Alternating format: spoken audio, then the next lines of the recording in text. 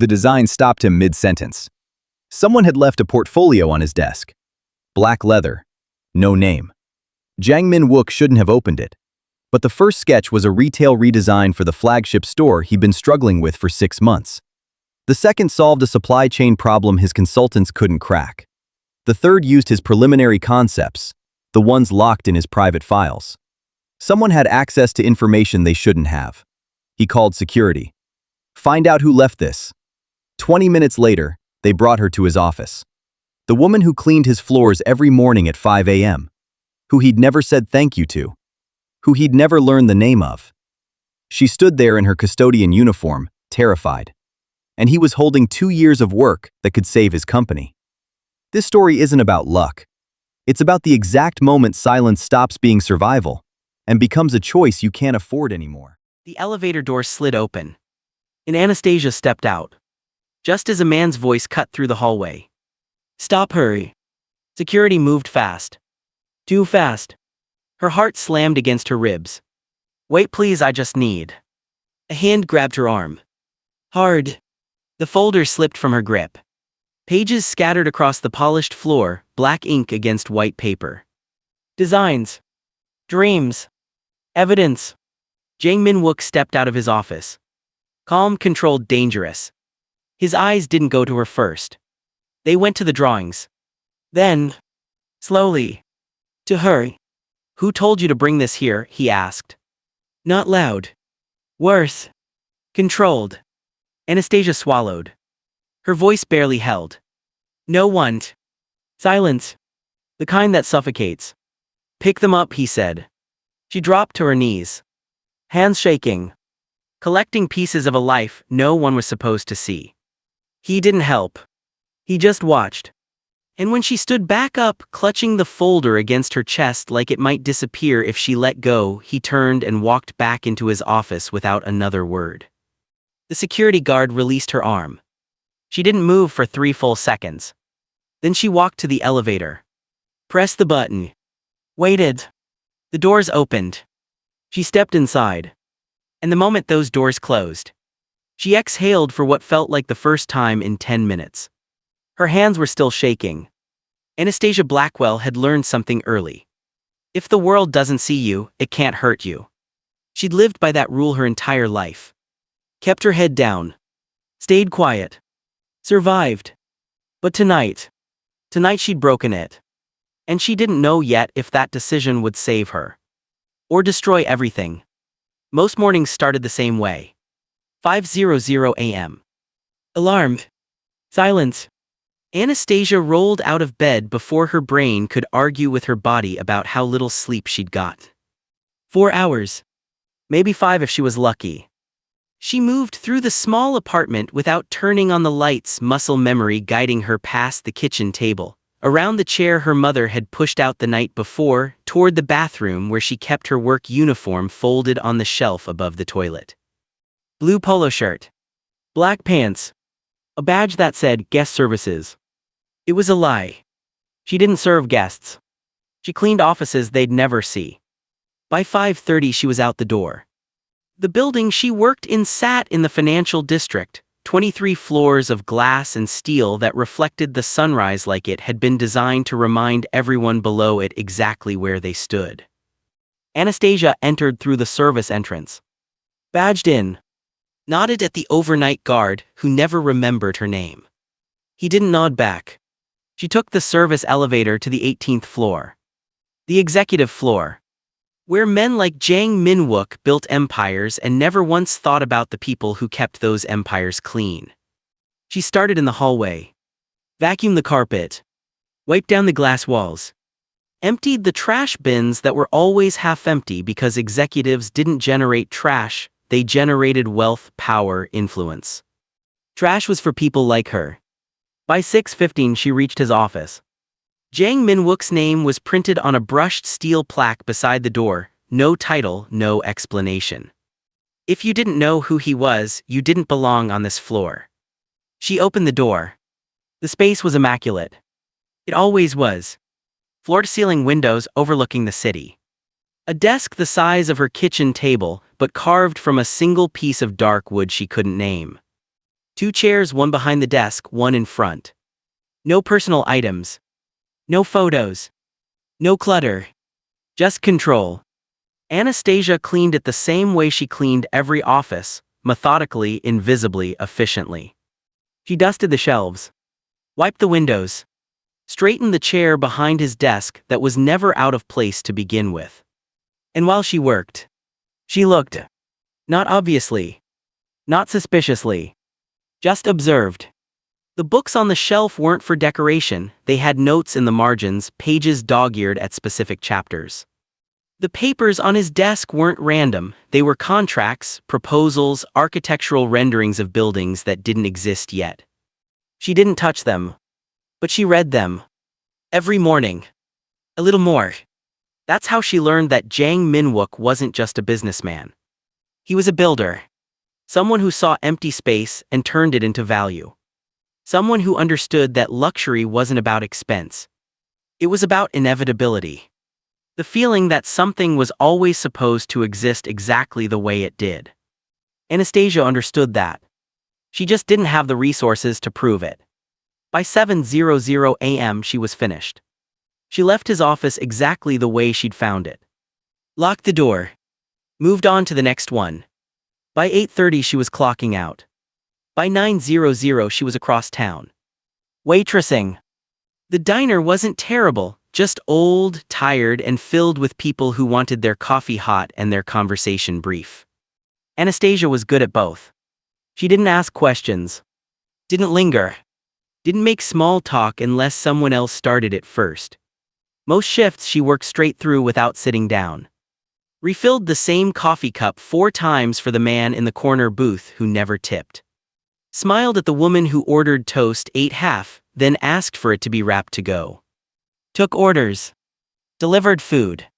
Cleared tables. Repeated. Her coworker Shanice talked enough for both of them. Girl, you look exhausted. Anastasia wiped down the counter. I'm fine. You're always fine, Shanice leaned against the espresso machine. When's the last time you slept more than 5 hours? I don't remember. That's not healthy. Neither is being broke. Shanice didn't argue with that. By 3:00 p.m., Anastasia's shift ended. She didn't go home. Not yet. Instead, she walked 4 blocks west to the park near the transit station, the one with the fountain that didn't work anymore and the benches that were always occupied by people who had nowhere else to be. She sat on the steps near the fountain, pulled out her sketchbook, and drew. This was the part of the day that mattered. Not the cleaning. Not the waitressing. This. She sketched quickly, muscle memory guiding her hand the same way it guided her through dark apartments at 5:00 a.m. A blazer with asymmetrical lapels. A dress that wrapped like armor but moved like water. Trousers with a seam structure that changed the way a body moved through space. She didn't design clothes for decoration. She designed them for transformation. The idea was simple. What you wear changes how people see you. And if you control that, you control everything. Most people walked past without looking twice. But occasionally, someone stopped. You draw that yourself. Anastasia glanced up. A woman in her 50s carrying 2 shopping bags. Yeah. You sell them. No. Why not? Anastasia smiled. Polite. Practiced. Just a hobby. The woman nodded and kept walking. It wasn't a hobby. But explaining that took energy Anastasia didn't have. By 6:00 p.m. she was home. The apartment was small, 2 rooms, 1 bathroom, a kitchen that was really just a corner with a stove. Her mother Valentina was sitting by the window. Same spot. Same position. Same worn blanket across her lap. Did you eat? Valentina asked. Her voice was soft. Tired. Anastasia set her bag down. I will. You always say that. Because I always will. Valentina smiled. Weak but warm. Anastasia moved into the kitchen, heated up leftover rice, added some canned vegetables, called it dinner. She ate standing up. Watched her mother through the doorway. Valentina had been beautiful once. Still was, in the way people are when kindness has worn them down but never broken them. She'd worked her whole life cleaning houses, watching other people's children, doing laundry for families who never learned her last name. And now, she couldn't work at all. The cough had started 2 years ago. A cold that never left. Then it became something worse. Something expensive. Anastasia had tried everything: clinics, payment plans, applications for assistance that went nowhere. The answer was always the same. Not enough coverage. Not enough income. Not enough. So she worked 3 jobs. And told her mother everything was fine. Even when it wasn't. After dinner, Anastasia sat on the floor beside her mother's chair. Pulled out her sketchbook. Valentina glanced down. Still drawing. Always. You're good, baby. I know. Valentina laughed soft brief. You sound like your father. Anastasia didn't respond to that. She just kept drawing. Her father had been gone for 11 years. Left one morning and didn't come back. No explanation. No apology. Just absence. Valentina never spoke badly about him. Anastasia never spoke about him at all. By 10:00 p.m. her mother was asleep. By 10:30 Anastasia was back at the building. Night shift. Same floors. Same offices. Same invisible routine. But tonight, something was different. She was cleaning the executive conference room when she heard voices. Low. Controlled. Coming from Jang Min-wook's office. The door was cracked open. She shouldn't have stopped. Shouldn't have listened. But she did. We need something no one else has. Jang's voice. Calm. Certain. The market is oversaturated. Luxury fashion isn't about quality anymore, it's about narrative, story, identity. A pause. I want to launch something revolutionary, something people can't ignore. Anastasia's hands tightened around the handle of the vacuum. Her heart was doing something strange in her chest. She'd been sketching revolutionary designs for 2 years. Designs no one had ever seen. Because no one had ever asked. She stepped back. Quiet. Invisible. And finished her shift without making a sound. But when she got home that night, she didn't sleep. She sat on the floor. Pulled out her portfolio. And stared at it. All the work she'd done. All the ideas she'd hidden. All the silence she'd kept. And for the first time in years, she thought, what if I stopped hiding? What if just once? She let herself be seen. The announcement came on a Tuesday. Anastasia was wiping down the glass wall outside the main conference room when she saw it. A projection screen. Bold white text against black. JANGINDUSTRIES Luxury Fashion Division. LA1CHINGQ2. Her claw stopped mid-wipe. She stood there. Starring. The conference room was full: executives in tailored suits, assistants taking notes, Jang Min-wook at the head of the table speaking in that controlled voice she'd heard through cracked doors 100 times. She couldn't hear the words. But she didn't need to. The slide changed. Designer submissions open. Invitation only. Her stomach dropped. Invitation only. Of course. She finished wiping the glass. Moved on to the next panel. Pretended she hadn't seen anything. But her hands were shaking. By Thursday the building had changed. New faces everywhere. Designers. You could tell by the way they moved, confident, deliberate, like they knew the space belonged to them even though they'd never been there before. Anastasia watched them from the service hallway. A woman in her 30s wearing all black, structured blazer, sharp boots, a leather portfolio case that probably cost more than Anastasia made in 2 months. A man with silver glasses and a notebook he wrote in constantly, even while walking. Another woman, younger, maybe 25, who spoke 3 languages in a single phone call and never once hesitated between them. They walked past Anastasia like she didn't exist. And she was used to that. But this time, it felt different. Because this time she wanted to be seen. She studied them the way she studied Jang's contracts. Noticed things. The way the woman in black held her portfolio, always close to her body, never letting it touch a surface. That meant she valued the work more than the presentation. Good. The man with the notebook never sat down during meetings. He paced. That meant he thought better in motion. Also good. The younger woman checked her phone every 4 minutes.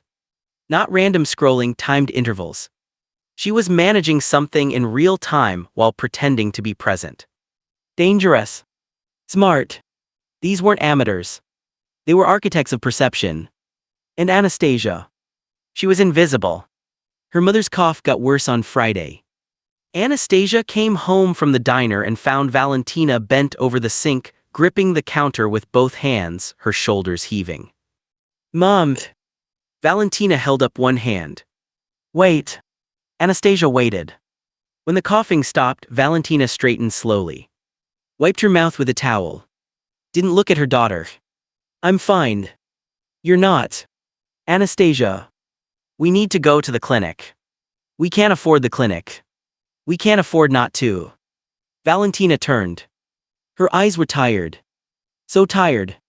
Baby, I know you're trying, I know you're working yourself to death for me, but we don't have the money for another visit, we just don't. Anastasia's throat tightened. Then I'll get more. There are no more hours in the day. I'll find them. Valentina reached out. Touched her daughter's face. Gentle. Sad. You can't fix everything by working harder. Anastasia didn't respond. Because she didn't know what else to do. She picked up a weekend shift at the diner. Double pay. Double exhaustion. By Sunday afternoon, she'd been on her feet for 6 hours straight without sitting down once. Shanice leaned against the counter watching her. You're gonna collapse. I'm fine. You keep saying that. Because I keep being fine. Shanice didn't look convinced. 2 tables over, another waitress, Keisha, was talking loud enough for everyone to hear. Girl, did you see that designer competition they announced downtown? Her friend Myra nodded. The one with Jang Industries. Yeah, invitation only though, you gotta be somebody to even get a meeting. Keisha laughed. Please, like any of us would even know where to start. Mara glanced at Anastasia. Then back at Keisha. I heard Anastasia draws. Anastasia's hand tightened around the coffee pot. Keisha's laugh got louder. Draws what, doodles on napkins? I'm serious, she's got a whole sketchbook. Oh, so she's an artist now, Keisha turned toward Anastasia. That true, you a designer? Anastasia didn't look up. Just kept pouring coffee. I draw sometimes. Sometimes, Keisha leaned back in her chair. Girl, you gonna submit to that competition. Silence. Anastasia set the pot down. Looked at Keisha directly. No. Why not? Because I'm not invited. Keisha smiled. Not kind. Pitying. Exactly. Mara shifted uncomfortably. I just think maybe if she tried. Tried what? Keisha cut her off. Walking into some corporate building with a portfolio full of sketches and asking to see the CEO, you think that's how it works? She looked at Anastasia again. No offense, but you gotta know your place, we all do, dreaming's fine, but thinking you can just step into their world because you draw pretty pictures, that's not dreaming, that's delusional. Anastasia didn't respond. She picked up the coffee pot. Walked to the next table. Refilled 2 cups that didn't need refilling. And kept moving. But Keisha's words followed her. Know your place. Monday morning. 5:00 a.m. Back at the building. Anastasia cleaned the 18th floor the same way she always did. Methodically. Invisibly. Efficiently. But when she reached the executive lobby, she stopped. There was a table set up near the elevator. 2 people behind it. A sign. Designer submissions, BY appointment only. Her chest tightened. She kept walking. Finished her shift. Clocked out. But instead of leaving, she stood in the service hallway, staring at that table. At the 2 people who looked bored, disinterested, like they were doing someone a favor by sitting there. At the sign. BY appointment only. She didn't have an appointment. She didn't have an invitation. She didn't have anything except a portfolio full of designs no one had ever asked to see. But she had the work. And that had to count for something. Didn't it? She walked toward the table. Slowly. The two people looked up. A man in his 40s. A woman maybe 30. Both dressed like they belonged there. Can we help you? The woman asked. Polite. Detached. Anastasia's hands tightened around the strap of her bag. I'd like to submit my portfolio. The woman glanced at the man. Then back at Anastasia. Do you have an appointment? No, but submissions are by appointment only. I understand, but I work here and I just thought. The man leaned forward. You work here? Yes. Doing what? Anastasia hesitated. Guest services. The woman smiled. Not cruel. Worse. Amused. Oh, well, submissions are for invited designers. If you'd like to schedule a consultation, you can visit our website and fill out an application, but we're not accepting walk-ins. I have the work with me now. That's great, but we still can't accept it without an appointment. Can I make an appointment now? The woman sighed. Soft. Patient. Like she was explaining something to a child. Appointments are only available to designers with verified portfolios and industry credentials. Do you have those? Anastasia's throat felt tight. No. Then I'm sorry, we can't help you. The man had already looked away. Back to his phone. The woman smiled again. Have a good day. Anastasia stood there. Just for a second. The hallway wasn't crowded. But three people had stopped walking. Watching. One of them was a security guard she recognized. He didn't look sympathetic. He looked embarrassed. For her. She turned. Walked to the elevator. Pressed the button. Waited. The doors opened. She stepped inside. And the moment they closed, her breath came out shaky. Uneven. She pressed her forehead against the cold metal wall. And didn't move until the elevator reached the ground floor. That night she sat on the floor of her apartment. Her mother was asleep. The lights were off except for the small lamp beside the window. Anastasia had her portfolio open in front of her. Page after page. Designs she'd spent 2 years perfecting. Blazers that restructured how shoulders carried weight. Dresses that moved like they were alive. Trousers with seams engineered to change a person's gait, small, invisible adjustments that shifted how someone walked into a room. She'd studied the physics of fabric, the psychology of silhouette, the architecture of confidence, and none of it mattered. Because she didn't have credentials, didn't have an invitation, didn't have access. She looked at her mother. Valentina's breathing was shallow. Uneven. The same way it had been for months. Anastasia's hands trembled. She closed the portfolio. Stared at it.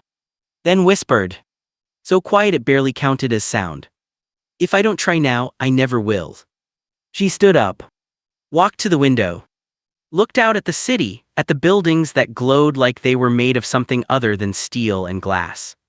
Like they were made of possibility. And she made a decision. She didn't know if it would work. Didn't know if it would destroy her. But she knew. Absolutely knew.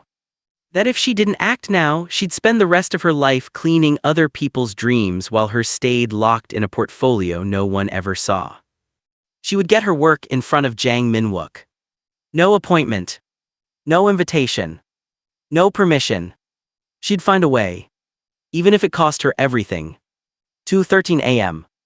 The building was never completely silent. Elevators hummed in their shafts. HVAC systems breathed through the walls. Emergency exit signs glowed red in empty hallways. But there were no voices. No footsteps. No witnesses. Anastasia stood in the service hallway on the 18th floor, her portfolio clutched against her chest, her heart doing something violent behind her ribs. She clocked in at midnight. Normal shift. Normal routine. But she hadn't cleaned a single office yet.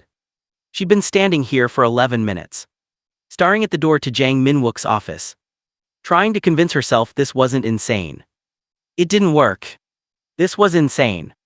She was about to walk into a private executive office, without permission, without access, without any justification that would hold up under questioning. If security caught her. If cameras caught her. If anyone caught her. She'd lose everything. The job. The income. Her mother's medication. Everything. Her hands tightened around the portfolio. She thought about Keisha's voice. Know your place. She thought about the receptionist's smile. We can't help you. She thought about her mother's breathing. Shallow. Uneven. Fatting. And she moved. The executive floor had 3 security cameras. Anastasia had cleaned around them for 2 years.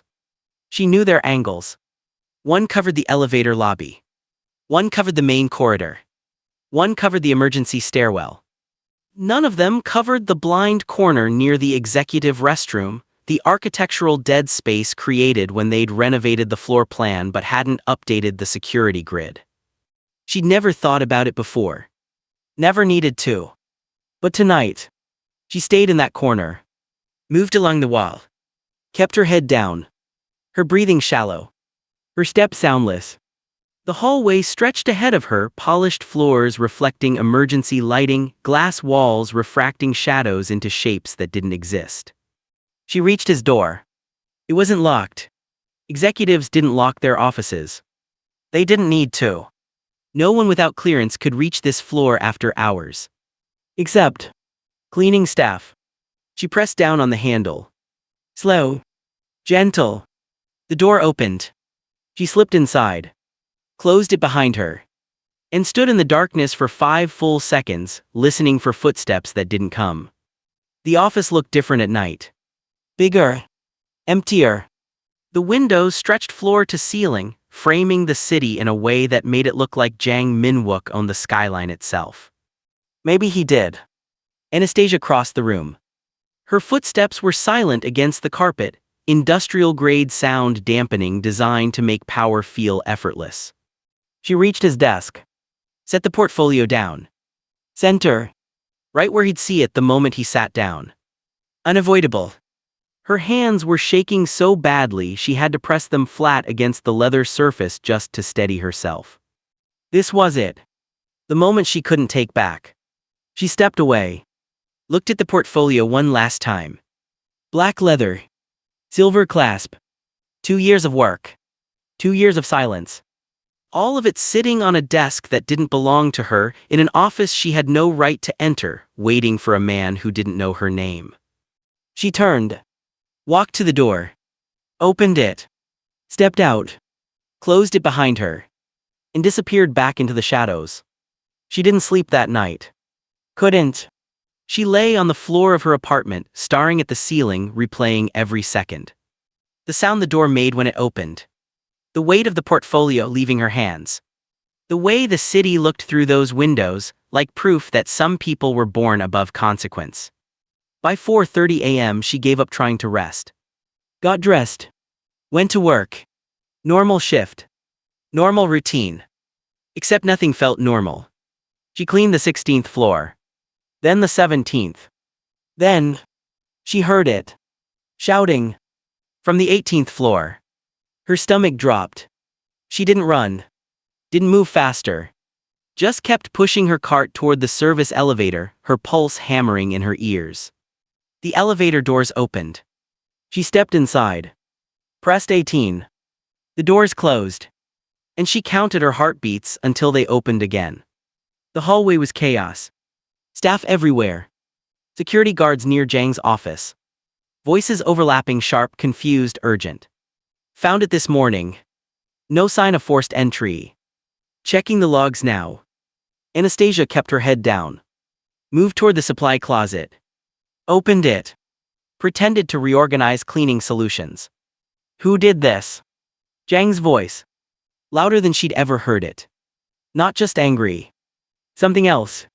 Violated. She heard footsteps. Fast. Approaching. A hand grabbed her arm. She turned. Security guard. The same one who'd watched her get turned away at the submission table. Come with me. What? Now. He didn't let go. Just pulled her toward Jang's office. Her legs moved. But she didn't feel them. The hallway stretched. Too long.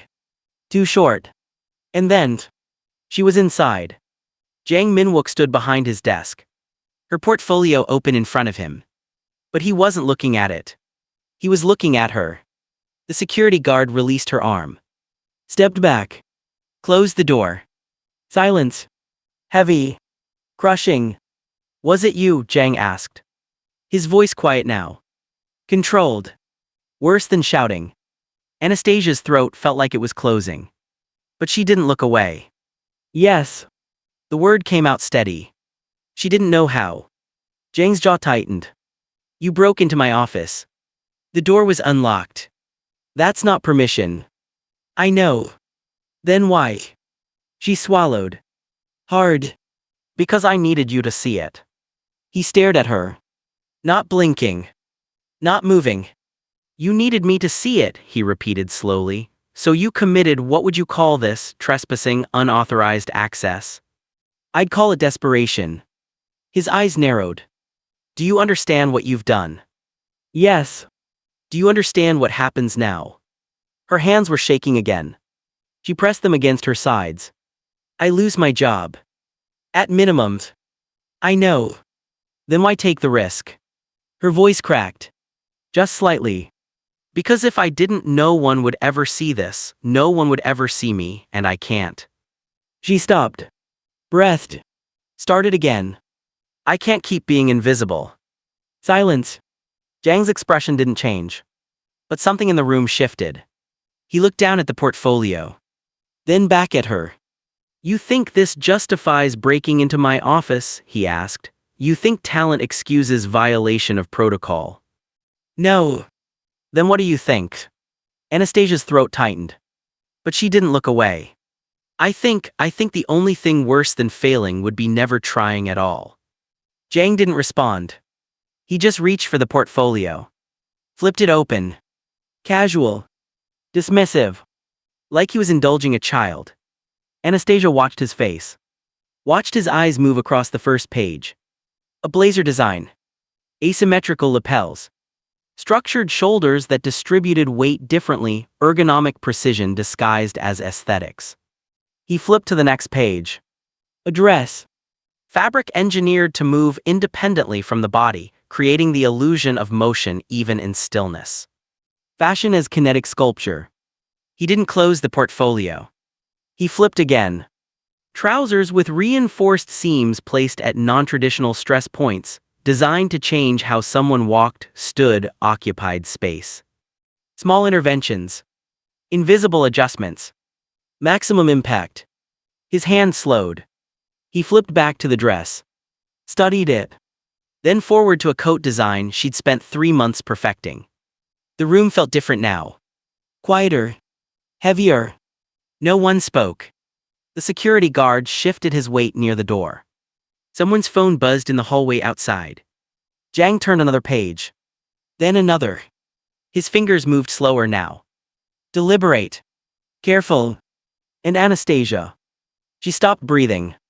Because she recognized that look. She'd seen it before. On her mother's face when Anastasia showed her the first design she'd ever finished. On her own face when she looked at fabric and saw something no one else could. It was the look of someone seeing past the surface. Into the structure underneath. Jang closed the portfolio. Slowly. His hands resting on the leather cover. He looked at her. And for the first time since she'd entered the room. His voice wasn't controlled. It was quiet. You made this. Anastasia nodded.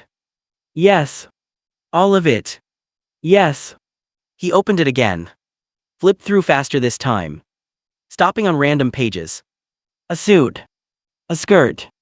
A jacket with sleeves that attached differently, higher, tighter, engineered for range of motion without sacrificing silhouette. You clean my floors, he said. Not a question. A statement. She nodded anyway. And you made this.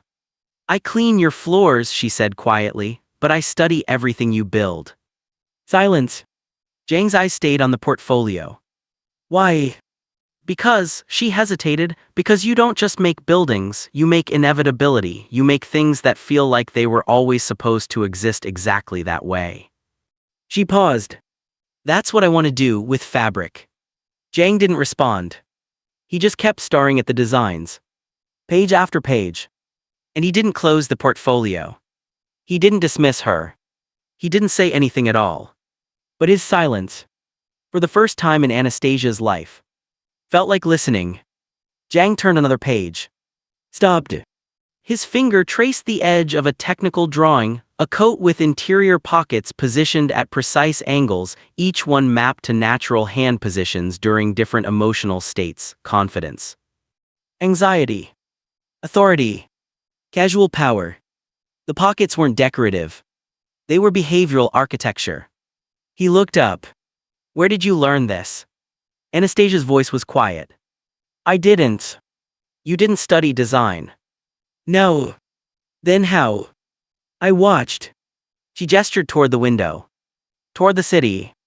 Every morning I clean your office, every night I come back, and in between I watch how people move through the world, how they touch their clothes when they're nervous, where their hands go when they want to look certain, what they adjust when they feel seen. She paused. Fabric doesn't just cover the body, it changes how the body exists in space. Jang stared at her. Not like he was evaluating. Like he was recalculating. He turned back to the portfolio. Flipped forward. A dress with asymmetric hemlines, designed so the wearer's movement created the illusion of balance even when standing still. A blazer with lapels engineered to frame the face differently depending on whether the person was sitting or standing. A skirt with pleats that only revealed themselves in motion, static simplicity, kinetic complexity. These weren't sketches. They were systems. He closed the portfolio. Opened it again from the beginning. And this time, he didn't stop. The security guard near the door shifted his weight. Uncomfortable. Confused. 3 minutes had passed. Maybe 5. Jang hadn't spoken. Hadn't dismissed her. Hadn't done anything except read. Anastasia stood perfectly still. Hands at her sides. Breathing shallow. Waiting. Outside the office she could hear voices. Staff walking past. Phones ringing. Normal morning chaos. But inside. Silence. Jang reached the final page. A full collection concept. 7 pieces designed to work as a system, each one functional alone, transformative together. The kind of thing luxury brands spent 18 months developing with teams of 15 people. She'd done it in 6 months. Alone. On her apartment floor. Between shifts. He closed the portfolio. Set both hands flat on the cover. Didn't look at her. Just stared at the black leather like it had personally offended him. Then, quietly, get out. Anastasia's heart stopped. Sir. Leave now. The security guard moved forward. Grabbed her arm. She didn't resist. Just let herself be pulled toward the door. But before she stepped out, she looked back. Jang was still staring at the portfolio. Not at her. And his expression wasn't anger. It was something she couldn't name. The door closed.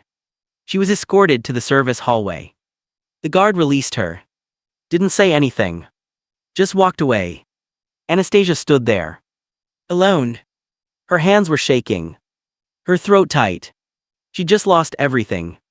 The job. The income. Her mother's medication.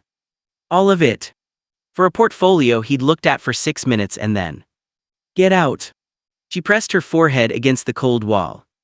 And tried not to cry. 2 hours later the 18th floor went quiet. Meetings cancelled. No explanation. Designers who'd flown in from Paris, Milan, Seoul, all told to return to their hotels and wait for further instruction. The receptionist at the submission table packed up early. Confused. Irritated. What's going on? Someone asked. No idea. Jang just shut everything down. Did something happen? Don't know, don't care, I'm going home. Anastasia heard about it third hand. From Shanice. Who heard it from her cousin. Who worked in building management. Girl, something went down at your office building this morning. Anastasia was wiping down tables. Didn't look up. What happened? I don't know, but apparently Jang Min-wook canceled every designer meeting scheduled for the next 2 weeks. Just boom, done, no explanation. Anastasia's cloth stopped moving. When? This morning, right after some big security thing on the executive floor. Her stomach dropped. Janice leaned against the counter. You know anything about that? Anastasia shook her head. No. You sure you work there? I clean there, I don't know what executives do. Janice studied her. Then shrugged. Weird though, right? Yeah. Anastasia went back to wiping. But her hands were shaking again. That afternoon. 3:47 p.m. Jang Min-wook walked into the main boardroom. Alone. No assistant. No warning. The executive team was already seated, 7 people who managed different verticals of his empire. Real estate. Hospitality. Technology acquisitions. And now. Fashion. They looked up when he entered. Surprised. This wasn't a scheduled meeting. Jang didn't sit. He walked to the head of the table. Set the portfolio down. Center. Unavoidable. We have a problem, he said. The room went still. You asked me to launch a luxury fashion division that would disrupt the market. You said you wanted something revolutionary, something no competitor could replicate. He opened the portfolio. I found it. Silence. One of the executives, a woman in her 50s who'd built 3 hotel chains from nothing, leaned forward. Found what? Jang turned the portfolio toward them. This. They looked. 1 page. Then another. Expressions shifting. Confusion. Interest. Skepticism. Who designed this? Someone asked. Jang didn't answer immediately. He let them keep looking. Let the work speak first. A man near the end of the table, finance background, sharp eyes, picked up the portfolio. Studied a blazer design. This construction, this isn't traditional tailoring. No. The seams are placed for ergonomic function, not aesthetic convention. Correct. He paused, that's actually brilliant if it works. It works, Jang said. The woman who'd built the hotel chains flipped through several pages. Stopped on the dress design. This fabric movement, how is this engineered? Independent layering, the outer fabric moves separately from the lining, it creates kinetic depth. I've never seen that before. Because no one's done it before. Another executive, younger, newer to the team, looked up. Where did you find this designer? Jang met his eyes. I didn't find her, she found me. Hurry. Yes. What's her background? Silence. Jang's jaw tightened. She doesn't have one. The room shifted. What do you mean she doesn't have one? I mean, he paused, she has no formal training, no credentials, no portfolio presentations at Milan or Paris. Then how? She works here. Confusion. In what department? Jang's voice dropped. She cleans the building. Silence. Complete. Absolute. Then. You're joking. Jang didn't respond. You're telling us, the finance executive set the portfolio down carefully, that a janitor designed this. I'm telling you that the woman who cleans this building created a design system that every invited designer we've seen failed to deliver. That's the younger executive laughed, uncomfortable, that's not possible. And yet. Jang gestured to the portfolio. Here it is. The woman who'd built the hotel chains leaned back in her chair. This is a joke.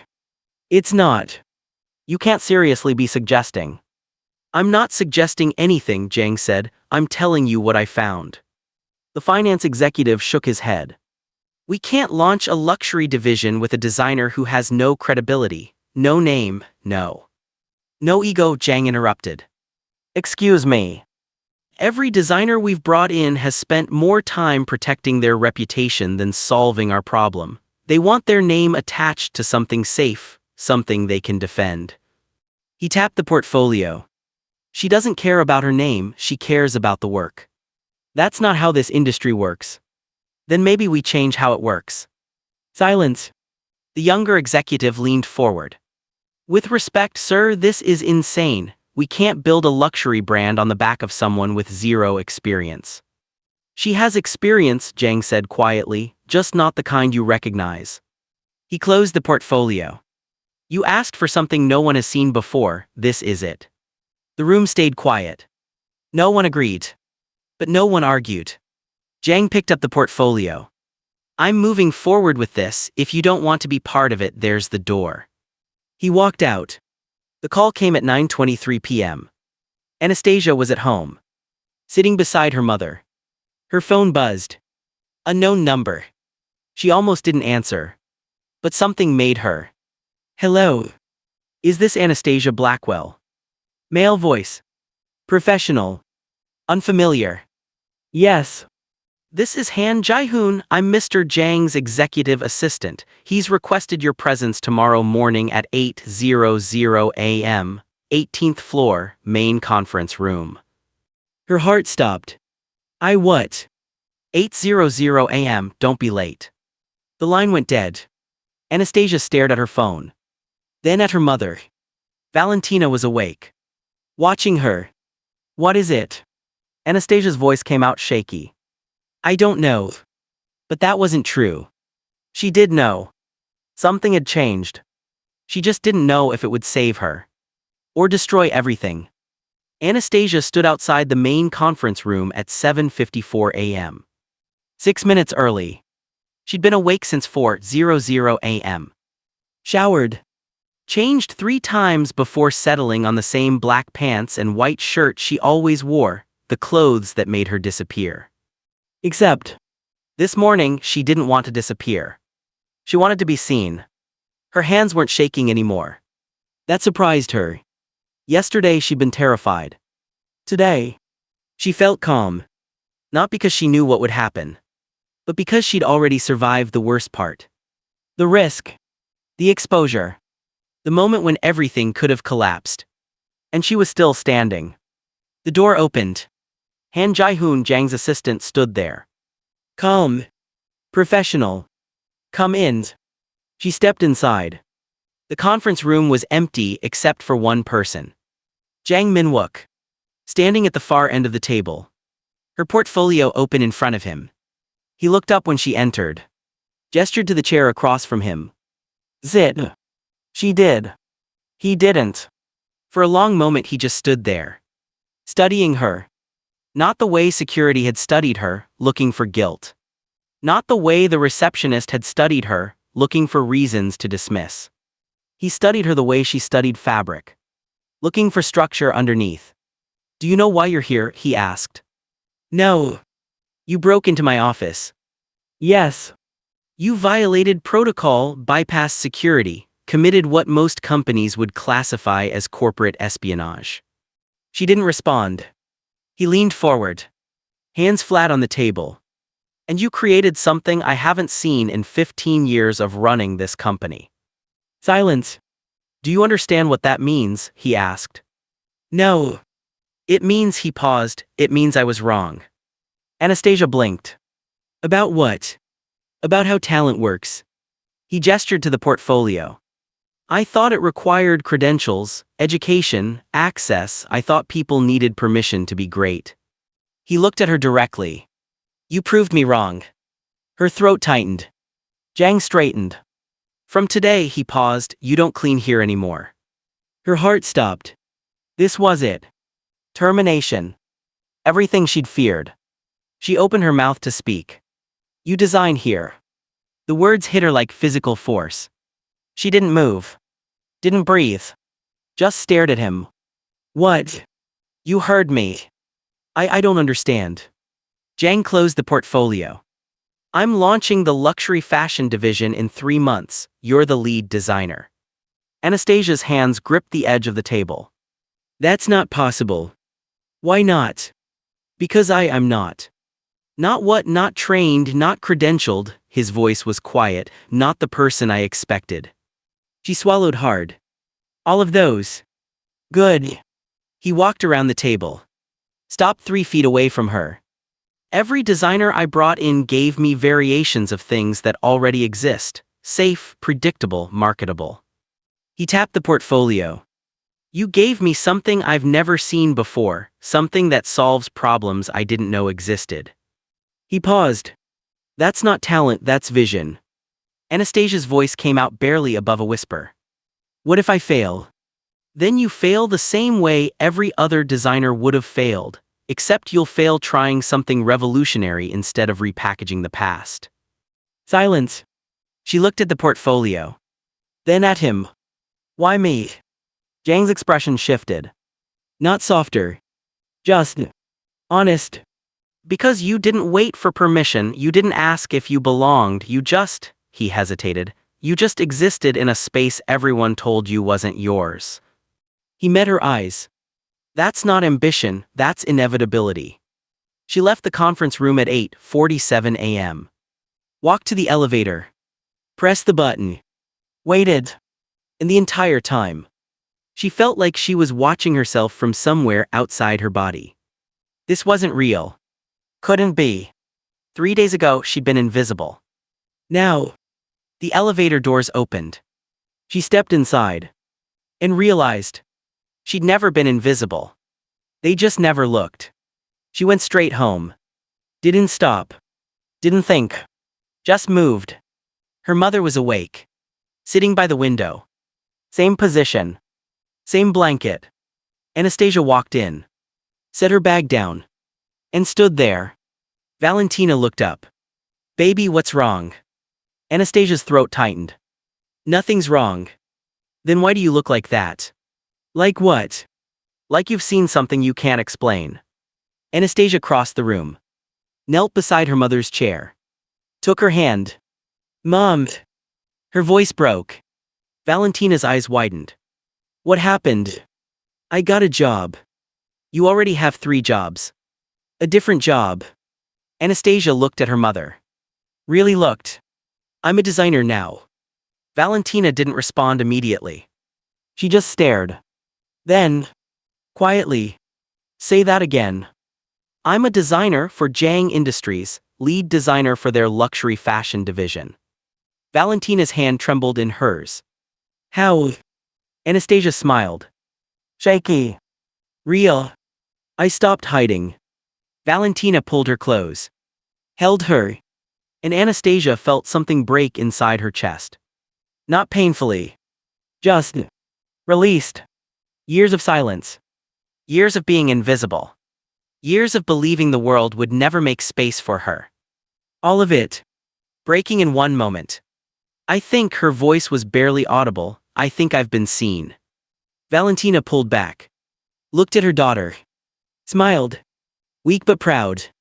I told you, she whispered, your destiny was never meant to stay hidden. 3 days later, Anastasia returned to the building. Not at 5:00 a.m. At 9:30. Through the front entrance. Not the service door. She wore the same clothes. Black pants. White shirt. But she walked differently. Head up. Shoulders back. Visible. The receptionist at the main desk looked up. Did a double take. Can I help you? I'm here to see Mr. Jang. Do you have an appointment? Anastasia smiled. I work here. The receptionist's expression shifted. Confused. Uncertain. In what department? Design. She scanned her badge. The one hand Jae-hoon had given her yesterday. Anastasia Blackwell, lead designer. The receptionist's eyes widened. Oh, yes, 18th floor. Anastasia nodded. Walked to the elevator. Pressed the button.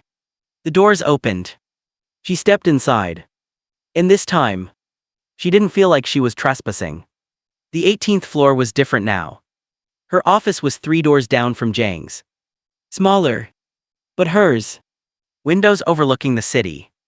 A desk she didn't have to clean. A space where her work would live instead of hide. She stood in the doorway. Just looking. Trying to make it feel real. Footsteps behind her. She turned. Jang Min-wook. Walking past. He stopped. Looked at her. Then at the office. You settling in? Trying to. He nodded. Turned to leave. Then. Stopped. Anastasia. She looked at him. He'd never said her name before. Not once in 2 years. Thank you, he said. She blinked. For what? For reminding me what I almost missed. He didn't explain. Just walked away. And Anastasia stood there, processing, because she understood now. This wasn't just about her getting a job. It was about him recognizing something he'd failed to see. Not a design. Not a business opportunity. Humanity. The people who existed in spaces he'd never looked. Who worked in silence. Who carried dreams no one asked about. He'd built an empire. But he'd missed the architects cleaning the floors beneath it. Until one of them forced him to look. That night Jang sat alone in his office. The city spread out below him.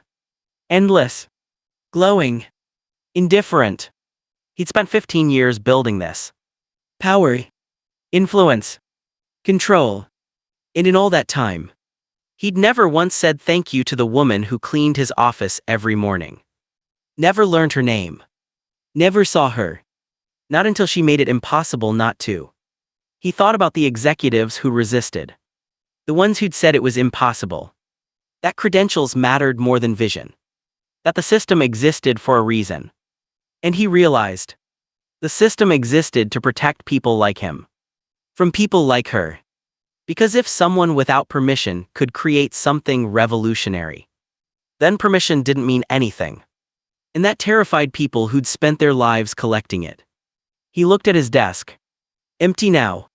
The portfolio was in Anastasia's office. Where it belonged.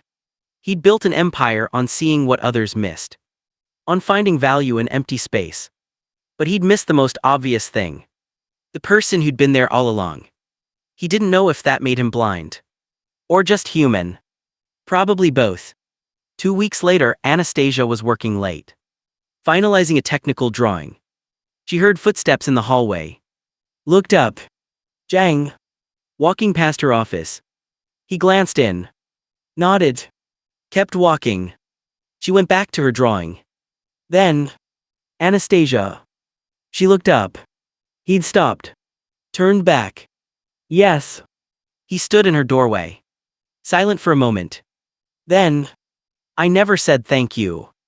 She set her pencil down. You did 2 weeks ago. Not for the designs. He paused. For making me look. She didn't respond. Just held his gaze. He nodded. Once. Turned to leave. And Anastasia. For the first time in her life. Didn't stay silent. Mr. Jang. He stopped. You're welcome. He didn't turn around. Just stood there. Then. Quietly. My name is Min-wook. And he walked away. Anastasia sat back in her chair. Looked at the drawing in front of her. The city beyond the window.